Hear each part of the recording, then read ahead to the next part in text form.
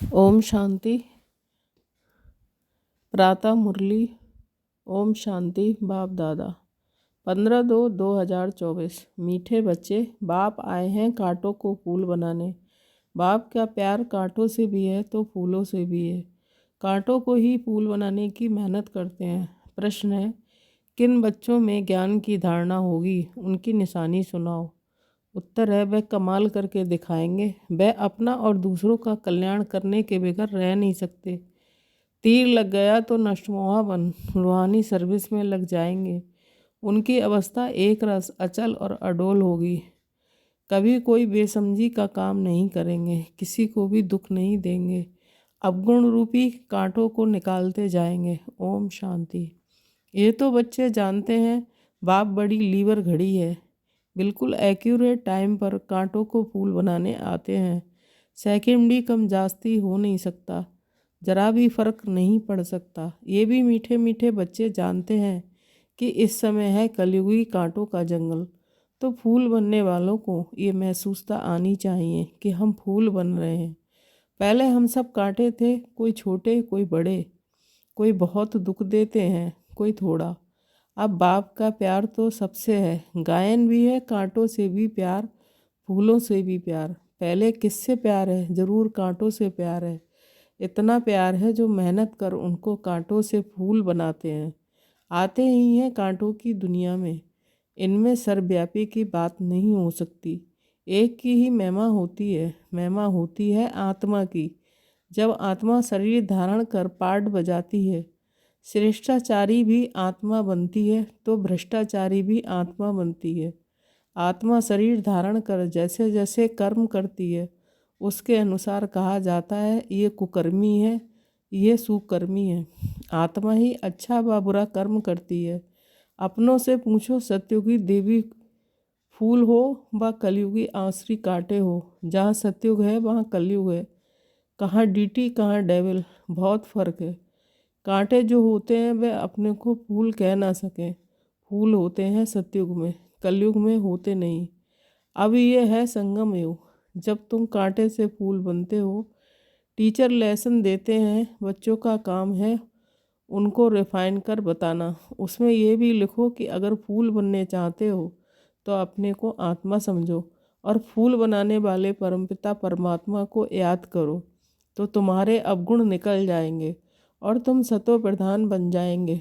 बाबा निबंध देते हैं, बच्चों का काम है करेक्ट कर छपाना, तो सभी मनुष्य सोच में पड़ जाएं ये पढ़ाई है। बाबा तुम्हें बेहद की हिस्ट्री ज्योग्राफी पढ़ाते हैं।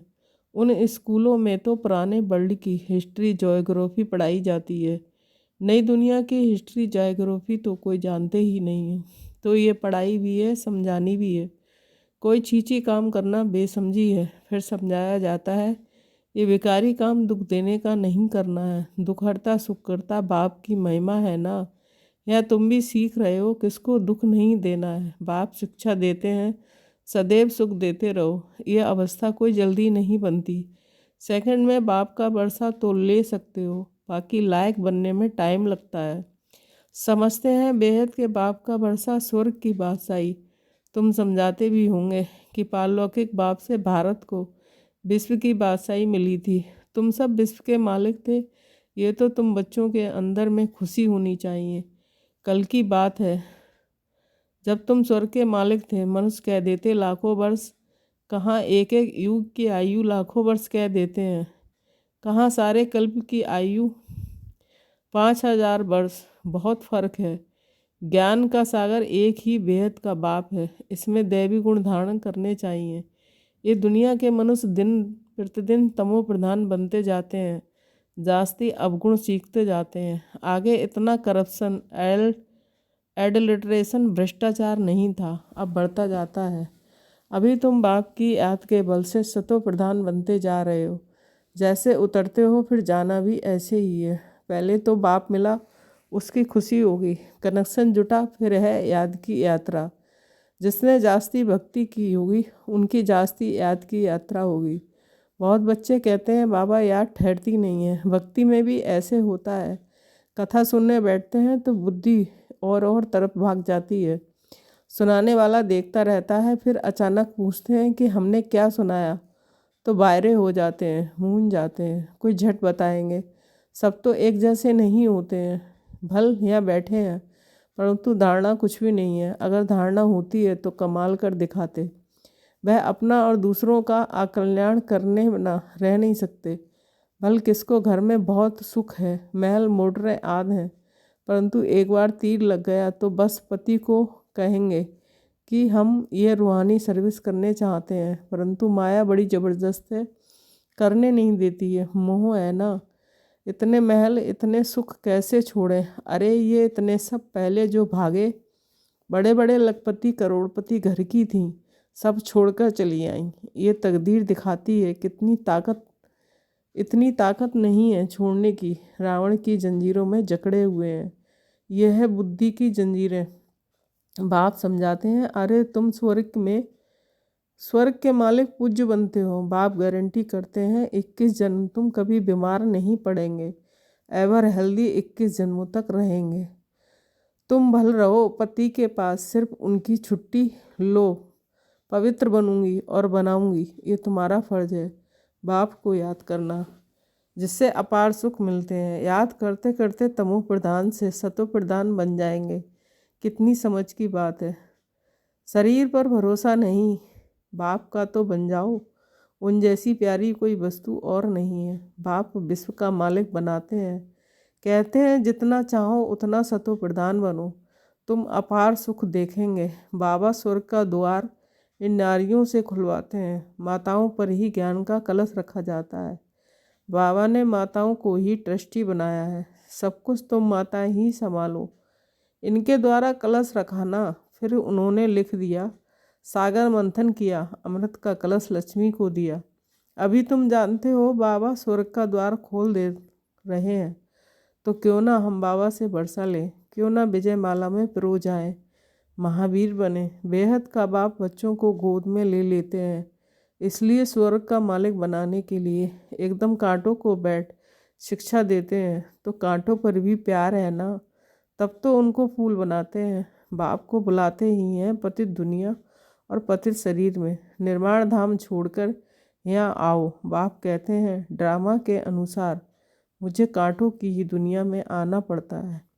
तो ज़रूर प्यार है ना, बगैर प्यार फूल कैसे बरसाएंगे, फूल कैसे बनाएंगे। अभी तुम कलयुगी कांटों से सतयुगी देवता सतो प्रधान विश्व के मालिक बनो। कितना प्यार से समझाया जाता है। कुमारी फूल है, तब तो सब उनके चरणों में गिरते हैं। वह जब कांटा पतित बनती है तो सबको माथा टेकना पड़ता है। तो क्या करना चाहिए, फूल का फूल रहना चाहिए तो एवर फूल बन जाएंगे। कुमारी तो निर्विकारी है ना, भल जन्म विकार से लिया है। जैसे सन्यासी जन्म तो विकार से लेते हैं ना, शादी कर फिर घर बार को तलाक देते हैं, उन्हें फिर महान आत्मा कहते हैं। कहाँ वह सतयुग के महान आत्मा विश्व के मालिक, कहाँ ये कलयुग के। तब बाबा ने कहा प्रश्न लिखो कि कलयुगी कांटे हो व सतयुगी फूल हो, भ्रष्टाचारी हो या श्रेष्ठाचारी हो। यह है भ्रष्टाचारी दुनिया, जबकि रावण का राज्य है।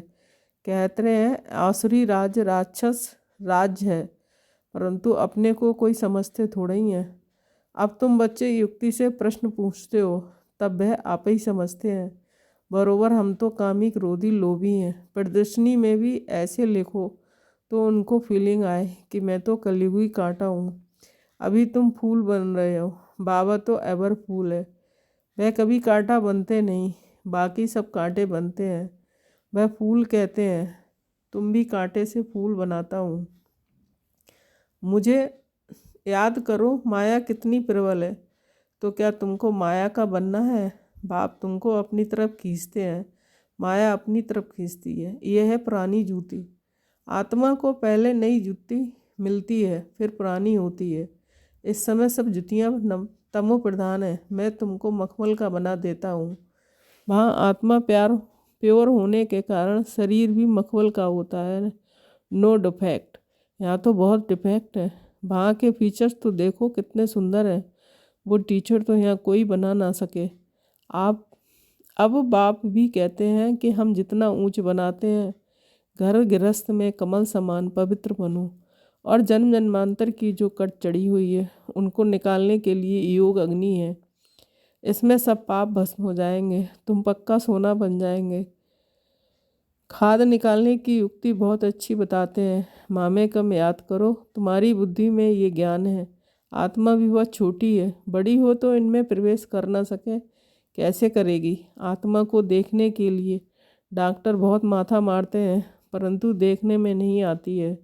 साक्षात्कार होता है, परंतु साक्षात्कार से तो कोई फायदा नहीं होता। समझो तुमको वैकुंठ का साक्षात्कार हुआ, लेकिन इसमें फ़ायदा क्या। वैकुंठवासी तो तब बनेंगे जब पुराना शरीर, पुरानी दुनिया ख़त्म हो। इसके लिए तुम योग अभ्यास करो। तो बाप समझाते हैं, बच्चे पहले कांटों से प्यार होता है, सबसे जास्ती प्यार का सागर है बाप। तुम बच्चे भी मीठे बनते जाते हो। बाप कहते हैं, अपने को आत्मा समझ, भाई भाई को देखो तो क्रिमिनल ख्यालात बिल्कुल निकल जाएंगे। भाई बहन के संबंध से भी बुद्धि चलायमान होती है, इसलिए भाई भाई को देखो।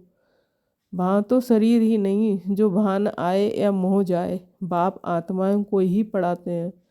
तुम भी अपने को आत्मा समझो। ये शरीर विनाशी है, इनमें थोड़े ही दिल लगानी है। सतयुग में इनसे प्रीत नहीं होती। मोहजीत राजा की कथा सुनी है ना, बोला आत्मा एक शरीर छोड़ जाकर दूसरा लेगी, पाठ मिला हुआ है, मोह क्यों रखें।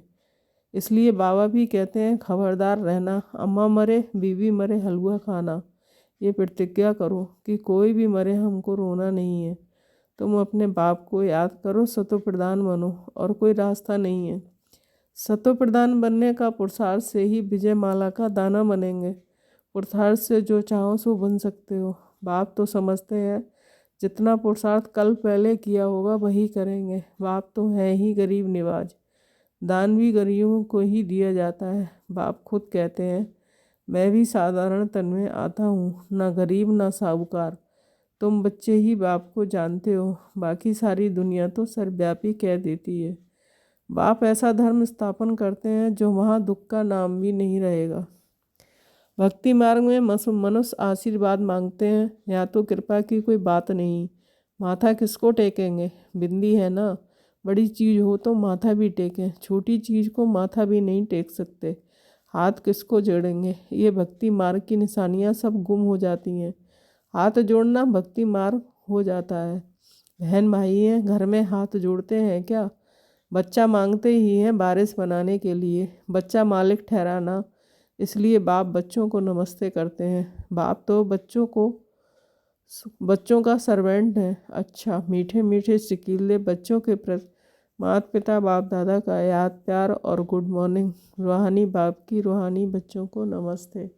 हम रूहानी बच्चों की रूहानी माता पिता बाप दादा को याद प्यार गुड मॉर्निंग और नमस्ते। शुक्रिया बाबा, शुक्रिया। धारणा के लिए मुख्य सार 1 पॉइंट, विनाशी शरीर से दिल नहीं लगानी है, मोह जीत बनना है।